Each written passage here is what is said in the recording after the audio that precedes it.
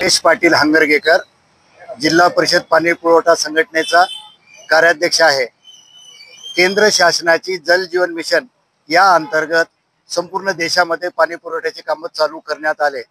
लोकसभा इलेक्शनच्या अगोदर ही योजना 2019 पासून सदर योजनेची कामे चालू आहेत।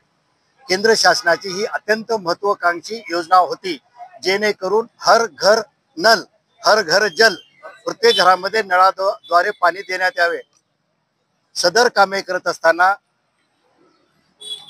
केंद्र शासनाची महत्त्वाकांक्षी योजना म्हणून प्रत्येक कंत्राटदाराने आपले संपूर्ण भांडवल, बाजारातून आणलेले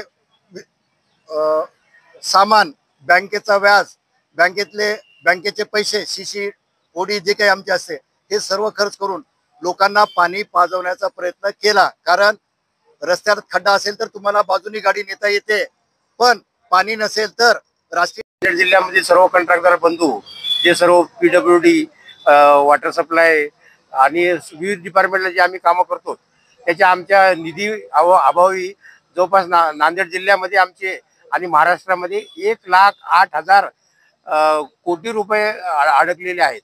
आणि शासनाने आम्हाला म्हणजे नेहमीच खोटे आश्वासन दिले सर्व डिपार्टमेंटला, जसं पाणी पुरवठा डिपार्टमेंट आहे, PWD डिपार्टमेंट आहे, सर्व डिपार्टमेंटने आम्हाला खोटे आश्वासन देऊन आमच्याकडनं कामं करून घेऊन महाराष्ट्राचा विकास तर करून घेतला, पण त्या विकासामध्ये त्यांना अतिशय जनतेने साथ देऊन महायुतीला भरपूर मतांनी निवडून दिलं, पण त्याची जाणीव महायुतीच्या सरकारने आणि मुख्यमंत्री महोदयांनी ठेवली नाही। आणि आज आम्हाला अक्षरशः म्हणजे 10,000, 5,000, 2,000 रुपयाला सुद्धा आम्ही महाग आहोत, डिझेल पेट्रोलला महाग आहोत। तरी आमची विनंती शासनाला आम्ही वारंवार विनंती केली की बाबा सर आम्हाला काही ना काही पैसे द्या, जसं तुम्ही नेहमी पैसे देता 10%, 5%, 15% द्या, पण त्यांनी या आमच्या विनंतीला मान दिला नाही आणि वारंवार खोटे आश्वासन देऊन दुसऱ्या कुठल्या त्यांनी योजनेमध्ये ते पैसे वळवले आणि त्या वळवल्यामुळे महाराष्ट्राचा विकास खुंटलेला आहे। आणि आज आम्ही रस्त्यावर आलेलो आहोत, आज आम्ही लोकशाही मार्गाने हे आंदोलन करत आहोत, पण येणाऱ्या काळात आम्ही आता लोकशाही मार्गाने आंदोलन करत असताना देखील महाराष्ट्रामध्ये कोणतेही काम होऊ शकत नाही।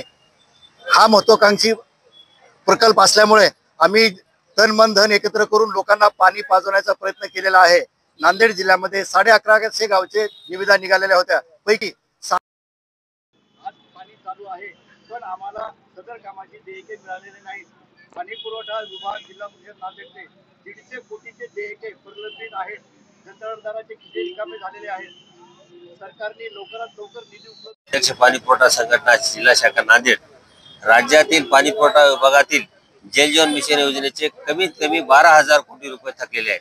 आमच्या नांदेड जिल्ह्यामध्ये 150 कोटी ते 200 कोटीच्या जवळपास बिले थकलेली आहेत। गेल्या 1.5 वर्षापासून सर्व कंत्राटदार कामाच्या व्यापामुळे एकही रुपया अजून 1.5 वर्षापासून मिळालेला नाही, त्यामुळे सर्वच कंत्राटदार मेटाकुटीला आलेले आहेत। पाईपवाले, सिमेंट, लेबर या सर्व लोकांचे पैसे 1.5 वर्ष म्हणजे आज देतो, उद्या देतो, परवा देतो असं करीत आम्ही मार्च पर्यंत देऊ असं सांगितलं होतं। मार्चही गेलं, पुन्हा 1 वर्ष संपल्याच्या नंतर परत अजून 4 महिने संपले तरी शासन आम्हाला पैसे देण्याचा मार्ग घेत नाही, नाव घेत नाही।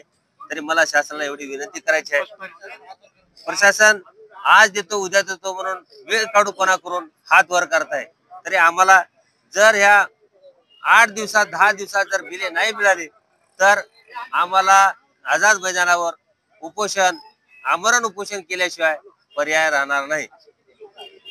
कमीत कमी नांदेड जिल्ह्यामध्ये 150 लोक आहेत पाणी पुरवठा विभागाचे, 150 कॉन्ट्रॅक्टर आहेत। नाही 1.5 वर्षापासून कोणालाच भेटलेलं नाही, 1.5 वर्षापासून निधी झाला नाही 1.5 वर्षापासून। आणि आता एवढे कंत्राटदार, परवा सांगलीमध्ये एका आमच्या कंत्राटदार बंधून आत्महत्या, नवतरुण कंत्राटदार होता ते, आणि त्याला लोकांचे देणे असह्य झाले, देऊ शकल नाही। आणि आज किती दिवस खोटं बोलणार तुम्ही? देणाऱ्याचे पैसे दुकानदार, कामगार जर असतील त्याला 8 दिवस, 15 दिवस, 2 महिने, 3 महिने आपण कसं तरी ढकलूत माणुसकीनं। 1-1 वर्ष जाऊन जरी शासन जर त्याला जर पैसे मिळत नसतील कॉन्ट्रॅक्टरला, तर त्याला आत्महत्येशिवाय पर्याय उरलेला नव्हता, त्याच्यामुळे त्यानं आत्महत्या केला। तर मला शासनाला अशी विनंती करायची आहे की यापुढे अजून दुसरे कंत्राटदार आत्महत्या करू नयेत म्हणून काळजी घ्यावी. आणि आम्हाला जर बिले नाही मिळाले तर आम्ही सामूहिक आत्महत्येची आम्ही शासनाला परवानगी मागणार आहोत. याच्या उपर आता शासनाने ठरवावे की बिल द्यायचे का नाही द्यायचे. बस.